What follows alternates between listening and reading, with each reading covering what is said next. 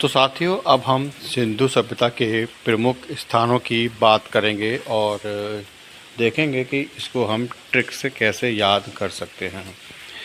तो आप देखिएगा कि हड़प्पा, हम बात करेंगे अब हड़प्पा की। तो हड़प्पा जो स्थल है वो पाकिस्तान के पंजाब प्रांत मोंटगोमरी ज़िले में स्थित है और इसका जो उत्खनन वर्ष है वो 1921 है और इसका उत्खनन किया था दयाराम साहनी ने और ये रावी नदी के किनारे पर है।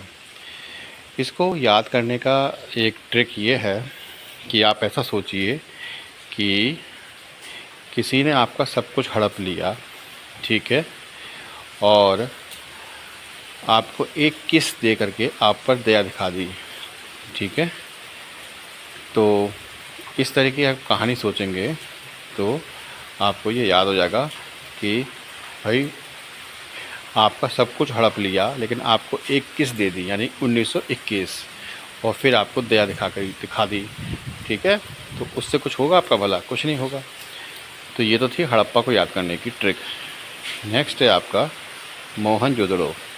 ये जो है पाकिस्तान के सिंध प्रांत के लड़काना ज़िले में स्थित है और इसको 1922 में खोजा था और खोजने वाले थे राखलदास बनर्जी। सिंधु नदी के किनारे पर है। याद कैसे करेंगे? तो सोचिएगा कि जो मोहन है, ठीक है, मोहन का बारिश में यानी 1922 में सब कुछ उजड़ गया, ठीक है, यानी कि उसका घर मकान सब कुछ उजड़ गया और उसके पास ख्याल रखने के लिए भी कुछ कोई नहीं बचा उसके घर में, ठीक है। तो ये आप ऐसे करेंगे और उसकी पत्नी का भी सिंदूर मिट गया। तो आप ये देखिएगा कि ऐसी बारिश आई कि पूरा मकान ध्वस्त हो गया और मोहन का सब कुछ उजड़ गया और उसकी पत्नी का ख्याल रखने के लिए कोई नहीं बचा, उसका सिंदूर मिट गया, ठीक है। और ये पाकिस्तान के सिंध प्रांत के लड़काना ज़िले में स्थित है, ठीक है। नेक्स्ट है हमारा सूतकांगे डोर। सूतकांगे डोर 1927 में इसका उत्खनन हुआ था और इसके जो उत्खननकर्ता थे वो थे ऑरेल स्टाइन और दासक नदी के पास ये स्थित है और पाकिस्तान के बलूचिस्तान में ये पड़ता है। याद कैसे करेंगे सूतकांगे डोर को? तो सोचिएगा कि जब किसी जो आपके घर का दरवाज़ा होता है, अगर आपके घर में सूत पड़ जाए तो आप कभी भी घर में बताते हैं कि दरवाज़ा नहीं लगाना चाहिए, ठीक है। जब सूत होते हैं, सूतों में घर में दरवाजे नहीं लगाए जाते हैं, ठीक है। और उसको इस बात का शक था कि अगर घर का दरवाज़ा लगाएंगे तो अनहोनी हो जाएगी। तो उसके लिए किसी पंडित जी ने कहा कि अगर आप लकड़ी की जगह ऑरेंज रंग का स्टील का, ठीक है, स्टील का दरवाज़ा लगाएंगे तो कुछ नहीं बिगड़ेगा आपका। तो इस तरीके से आप इसको याद कीजिएगा कि सूत में दरवाज़ा नहीं लगाते हैं और उसको इस बात का डर सता रहा था, ठीक है, उसको इस बात का शक था यानी दासक कि कुछ अनहोनी ना हो जाए। लेकिन पंडित जी ने कहा कि ऑरेंज रंग का स्टील का अगर गेट लगाएंगे यानी ऑरेल स्टैंड तो आपका कुछ नहीं होगा। तो इसको इस तरीके से याद कीजिएगा। नेक्स्ट आपका जो है वो है रंगपुर। रंगपुर जो है वो गुजरात में पड़ता है, ठीक है। कहाँ पड़ता है? गुजरात में। 1931 और 34 में इसकी उत्खनन हुआ था और माधव स्वरूप बस ने इसको खोजा था और भादर नदी के पास ये स्थित है। याद कैसे करेंगे कि रंगपुर, ठीक है, और माधव स्वरूप और भादर ये शब्द आपके पास में है। तो आप देखेंगे कि सावन भादों में माधव यानी कि कृष्ण को कहते हैं। कृष्ण का जो स्वरूप है, कृष्ण का जो स्वरूप है उसका रंग देखने को मिलता, मतलब क्या कहने उसके रंग के। सावन भादों में माधव का जो स्वरूप है उसके रंग के क्या कहने, ठीक है। तो इस तरीके से आपको भादो यानी भादर, माधो यानी माधो से बस और रंग यानी रंगपुर ये आपको याद हो जाएगा। अब हम बात करेंगे चनूदड़ों की। चनूदड़ों 1943 में खोजा था और इसे खोजा था मैके ने। ठीक है, सिंधु नदी के किनारे है, सिंध पाकिस्तान में पड़ता है, ये सिंध पाकिस्तान में पड़ता है। याद कैसे करेंगे? तो आपने देखा होगा कि जो मंकी होता है, ठीक है, मंकी क्या करता है, वो हमेशा दीवारों पर चढ़ता रहता है। तो चनूदड़ों और मैके को आप ऐसे याद करेंगे। और तुम्हें पता होगा कि जो बंदर होता है मंकी, उसे हनुमान जी का भी रूप माना जाता है। हनुमान जी क्या लगाते हैं? सिंदूर। तो सिंधु आप इसको ऐसे भी याद कर सकते हैं। नेक्स्ट है आपका रोपड़, और ये 1955 में इसका उत्खनन हुआ था। 1955 से लेकर 56 तक यज्ञदत्त शर्मा ने इसको खोजा था। ठीक है, किसने? यज्ञदत्त शर्मा ने, यज्ञदत्त शर्मा ने खोजा था। सतलुज नदी के किनारे है और पंजाब भारत में पड़ता है। याद करने का तरीका ये है कि आप ऐसे याद कीजिए कि शर्मा जी जो है वो यज्ञ कर रहे थे और उसके धुएं से उनकी आंखों में आंसू आ गए, तो लोगों को लगा कि वो रो पड़े हैं। ठीक है, और हो भी क्यों ना, क्योंकि 55 की उम्र हो गई थी उनकी, यानी 1955।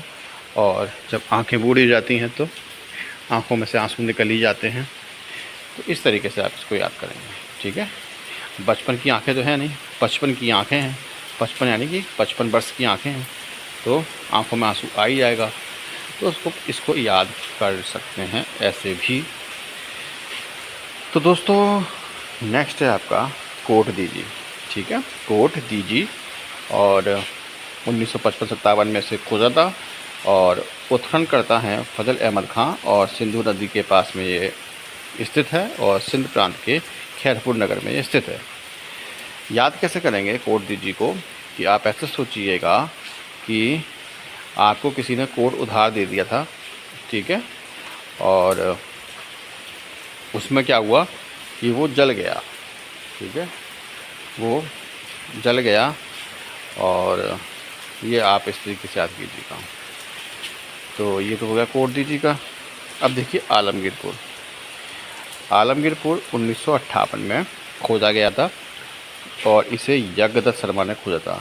तो आप देखेंगे यज्ञदत्त शर्मा ने रोपड़ भी, आलमगीरपुर और सरुकोटता, ये 3 स्थल खोजे थे। तो आप इनको एक ट्रिक से देख लीजिएगा। तो देखिए आलमगीरपुर 1958 में इसकी खोज हुई थी, यज्ञदत्त शर्मा ने इसको खोज निकाला, और ये हिंडन नदी में था, यानी हिडन था, छुपा हुआ था, मेरठ में पड़ता है ये। ठीक है, तो आलम ये था कि ये स्थल हिडन था, यानी कि छुपा हुआ था, पर यज्ञ शर्मा जी ने यज्ञ वज्ञ करके इसको बाहर निकाल लिया।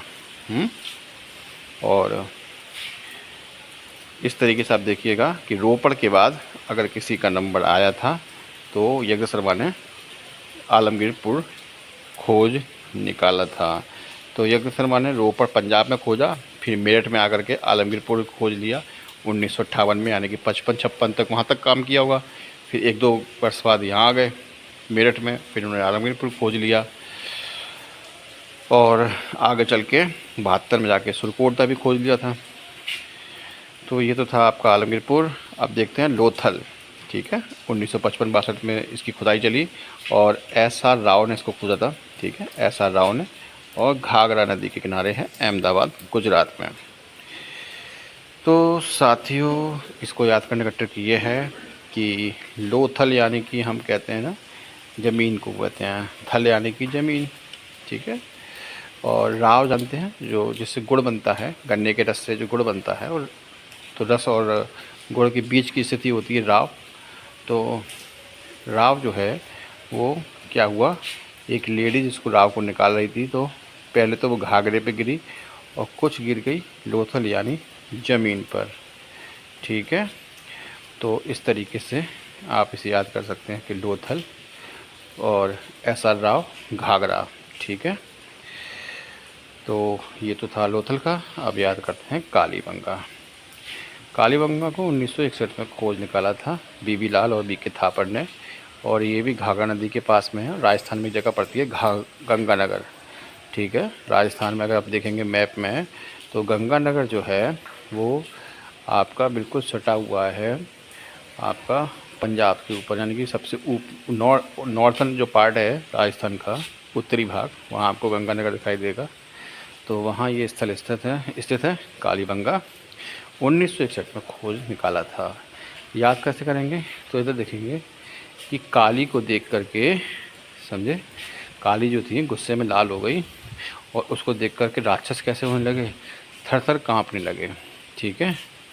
और काली माता घाघरा भी पहनती हैं काले रंग का, फिर देखा होगा। तो ऐसे आप इसको याद कर पाएंगे। नेक्स्ट है आपका कालवड़। ठीक है, कालवड़। तो कालवड़ का कुछ ज़्यादा इम्पोर्टेंट नहीं है। ये 1967 में इसकी खोज हुई थी। आलविन ने की थी, ताप्ती नदी के किनारे पर है, गुजरात में ही है। नेक्स्ट है आपका सुरकोटदा। ठीक है, सुरकोटदा 1972, जगदत्त शर्मा ने इसको खोजा था और ये गुजरात कच्छ में पड़ता है। आसपास कोई नदी नहीं है। और सुरकोटदा और जगदत्त शर्मा, तो देखिएगा कि जगदत्त शर्मा जी ने यज्ञ किया। तो सुर माने देवता, सुर जो है ना, सुर माने क्या कहते हैं, सुर असुर होते हैं ना, तो सुर यानी कि देवता। देवताओं ने क्या किया, शर्मा जी को यज्ञ करने की खुशी में क्या दिया, कोट जानते हैं ना, पहनते हैं कोट। ठीक है, बहुत ही बेहतरीन कोट था। तो 72 ऐसे आप याद करेंगे। और साथ में उनको कोट के बाद कच्छा भी मिल गया। ठीक है, तो शर्मा जी कच्छा पहन के यज्ञ कर रहे थे और बेहतरीन यज्ञ करने के कारण, यानी कि 72, ठीक है, देवताओं ने उनको क्या किया, कोट दे दिया गिफ्ट में। तो ये हो जाएगा आपका सुरकोटदा। आप इमेजिन करेंगे अपने आप याद हो जाएगा, बहुत इजीली याद होगा। और नेक्स्ट है आपका बनवाली। बनवाली जो है वो रविंद्र सिंह बिष्ट हैं, इन्होंने खोजा था 1973-74 में। ठीक है, 74 में आपको पता होगा इंदिरा गांधी ने स्माइलिंग बुद्धा एक परमाणु परीक्षण किया था। और कि इस तरीके से आपका उसी टाइम की बात है, ये खोज हुई थी। और ये हरियाणा के हिसार में है, घाघरा नदी में।